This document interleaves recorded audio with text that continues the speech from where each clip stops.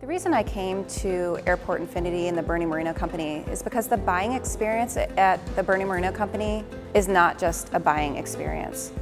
It's so much more than that. I feel like I'm a member of their family. I know the general manager by name and he knows me by name. When I come in for service, they clean up my car and my car seats for my kids.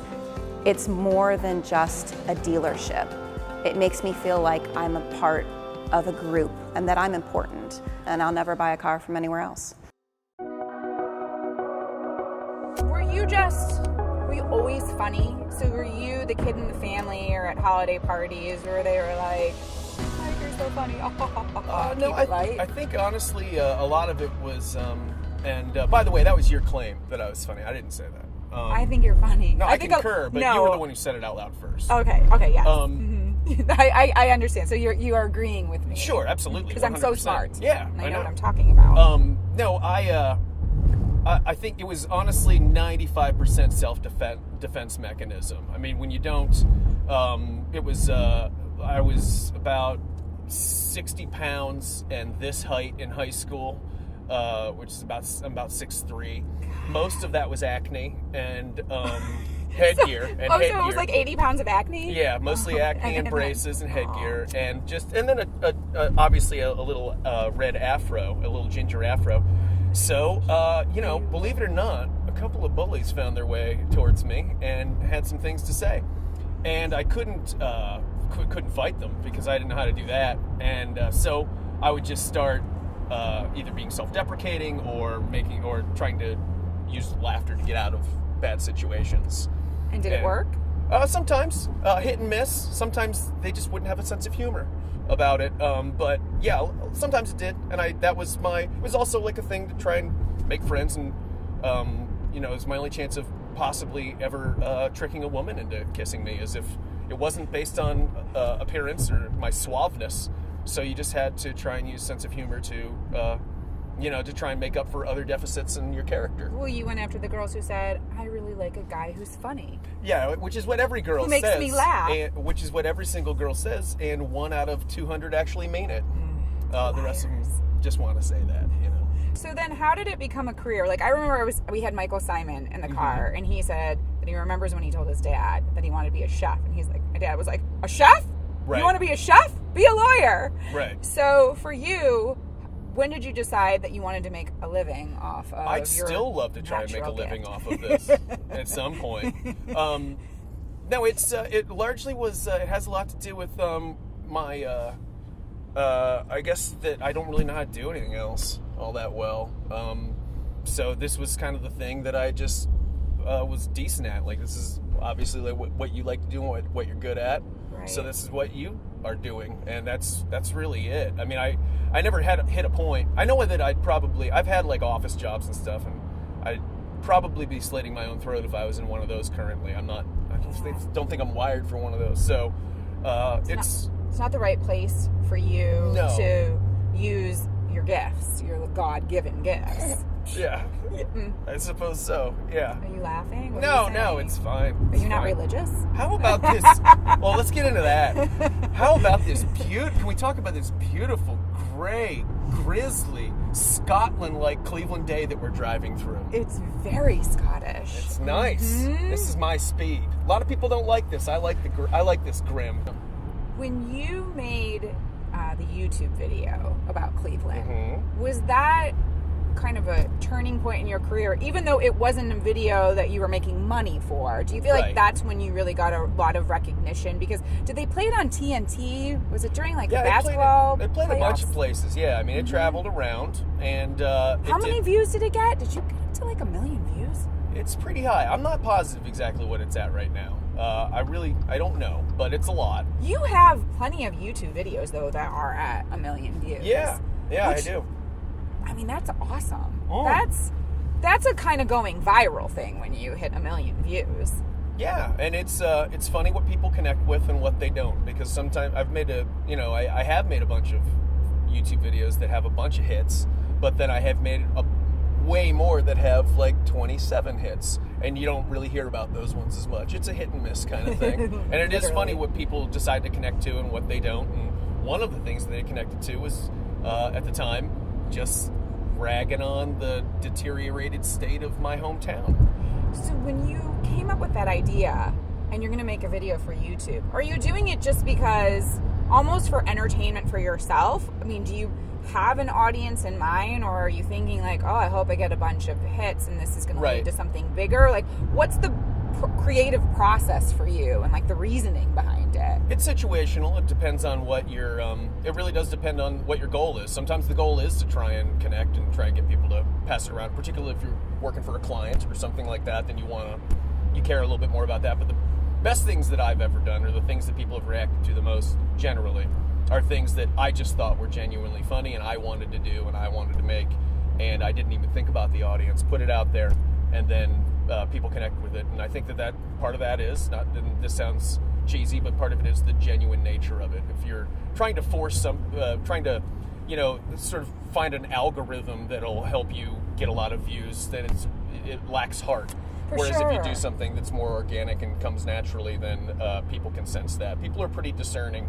People can sense something that's disingenuous or BS. Yep. Yeah. I think, absolutely. And it's certainly when it comes to the digital world and whatever is going to eventually go viral, that all has to be so organic and not forced, no right? doubt. So, what kind of production went into shooting? Was it just you and like a friend who shot the video? It was just me. It was one-man band? Yeah, a little handy cam, running around downtown. I was already down there for work and stuff, and I was just singing to myself, and I just happened to have my camera with me, and I just started swinging it around and singing nonsense lyrics. Went home, churned it out, and that was about it. When you're doing something like that and it's just you and a camera and you're not performing in front of anyone, because you are a performer who I'm sure loves the feedback from a live audience, is it more difficult to get yourself like all worked up and not feel, I don't know, like silly when it's just you by yourself? I gotta tell you, I stopped feeling silly and shame so long ago. I mean, it really takes a lot at this point to feel shame with the stuff I've done and with where I've been and whatnot. So I don't really ever feel too silly when I'm doing something alone. I spend a lot of time alone. I'm probably some level of sociopath. I'm not sure exactly what level. Not the harmful kind. Don't worry about it. There's cameras in here. I didn't know there were two different kinds. No, I thought that sociopaths were really just harmful. Do you enjoy stand-up, or do you find it really challenging? I do find it challenging. I don't particularly enjoy it, frankly. And I actually prefer more collaborative stuff. Like I started in like sketch comedy and stuff, and I still do some sketch stuff and improv and everything. I like doing stuff with people. I think that's more fun for me. You can probably make a right on Trisket here. Okay. To your favorite? Yes, to my favorite spot, my hot spot. Thank you. Do they know you here, by the way? Oh yeah, everybody. I hope Diane's working. Okay. But yeah, I started that. I like doing that because you're out there like interacting with other people and stuff, and it's a little less just about. And it's not like a nerves thing necessarily. I just have more fun. It's like you would have more fun playing with your friends than you would playing alone, essentially. Object. No, not at all. We're about to thank you so much arrive for getting me here. This at is important. your favorite location. I'm gonna take you right to the front door. Oh, great! Actually. Wow, you got nothing but service in this bad boy. Well, it's drizzling a little bit, and I wouldn't want you to get that beautiful head of hair wet. Thank you very much. Especially because you told me it can kind of grow. Oh, it'll really blow out. Okay. And this 1970s dead guy suit that I'm wearing from a thrift store. Let's not forget about that. Did you get it here? No, unfortunately, they don't sell these wares. Do you need any money, or are you okay? I'm all right, Mom. All right. But if you could just hold my drink. I'll be waiting right here for you. I'll be right back. And I promise I won't sip it, even though I haven't been sick. Are you having a party? No.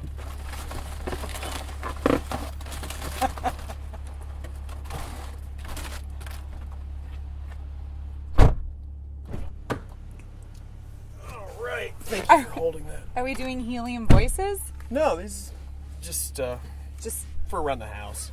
Oh, okay. So they're like flowers, but instead you buy yourself balloons. Mm-hmm. They make me feel good. What about this one? This is Princess.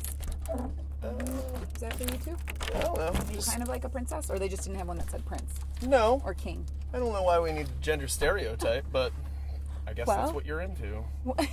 No big deal. Don't worry about it. Right? Mm-hmm. Well, you know what? Balloons are awesome. Thank you. Yeah. They always brighten a room. How can you be sad if you walk into a room and you've got a bunch of Mylar balloons staring up at you, you know? And the cat loves them. Don't get me started on how much the cat loves them. I know you've started writing on Cleveland.com for the Pen Dealer, and you're a great writer. That's nice of you to say. Thank you. You really are. You're a very good writer. Is that something you'd like to do more of? Or actually, I know you did a picture book, but would you like to write something a little bit more in depth and tell more stories? Maybe at some point, yeah. I might. I do like that. I like being able to work alone. I like that a lot. I think I'm becoming more and more of a. Again, I think I'm becoming more and more of a recluse. That's the problem when. See, I didn't get married after high school like you're supposed to, or after college. Neither did I. You're supposed to get married right after college, and then you're supposed to find and you think everybody always says, "Oh, that's the one." I found. How lucky am I that she went to my college, and that it's just we're star-crossed lovers. And then you grow into each other. You put up with each other's stuff and everything, and so you're a lot more accommodating at that point because you first live with your family and you're like brothers and sisters, and you had to learn to deal with everything. And then you go to college, and you got to live with dirty roommates people. and dirty people. And then if you go right into a marriage after that, it's actually kind of a nice break. It doesn't smell as bad, But if you do make the mistake I did, where you stay alone and single for like a really long time, and then you try and live with somebody, which I've done obviously a couple of times with women, then all of a sudden you're like, wait a second, why isn't everything being done exactly the way that I want it to be done? And I start to snap. So what I've done is I have rendered... Not snap like a sociopath. No. I've rendered myself at this point utterly untouchable and undateable. So you're unmarriable then? I would be unmarriable. I'll still date, but it's usually not going to end well, and it's totally on me. It's not on anybody. It's not anybody else's fault. Who was your first interview in here? Joe Thomas from the Browns. You know what? I watched when you sent those links. I watched 4 minutes of that one. I got to tell you, I think I'm concerned about Joe Thomas. Why? I think that guy might be insane. Because listen. Oh boy, okay. No, I'm not. No, give it to us. He could take it. I think he'd be interested in what you have to say. I really think that guy might be insane based on what I saw. And here's I want to say this because he's a very large man, and I'm not. This isn't me trying to pick a fight with Joe Thomas. Yeah, you wouldn't want to do that. Although I'm interested. Because he's a big guy. I've watched a lot of kung fu movies. I think I could handle myself. Were you practicing while you were watching? No, but I think I absorbed a lot. Okay. No, here's why I think he must be insane. Right after I watched the clip of that, I was like, he's way too happy and jovial, and he's obviously an intelligent man, but he's way too happy considering what we've done to him here for 10 years. How is he still in a good mood? That's what makes me think he's crazy, because we have just been pummeling him for 10 straight years. He's tried to protect 42 terrible quarterbacks. He's had 6 coaches.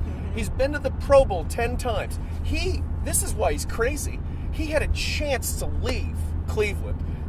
Multiple chances, but I know one big contract he signed here after going through all that, and he's like, no, I'm going to stick this out. I like the way this is going.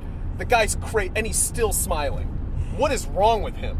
Has anything ever gone terribly wrong for you when you've been on camera interviewing someone? Oh yeah. I mean, tons of stuff. I have been punched on camera. By who? It was a downtown thing after a Cavs game. It was years ago. A serious punch? Yeah, serious. I got jacked. There's footage somewhere. Believe me, they still have it. It was when I worked at Channel 19. You'll get. I'm trying to think of something just really ridiculous though that happened. There have been way too many things. Where'd you really get this beauty? I don't know. One of the thrift stores around town, or Flower Child on Clifton or something like that. It's the tricky thing is finding dudes who were tall in the 70s, because we've gotten larger over the last 25 years as a U.S. population. Yeah. Like this was the tallest man in the world in 1970. So you have to let the pants out, right? Yeah, I gotta like bring the pants down a little bit. When you're doing television, is everything ad lib, or do you have a lot that's scripted, and are you in prompter?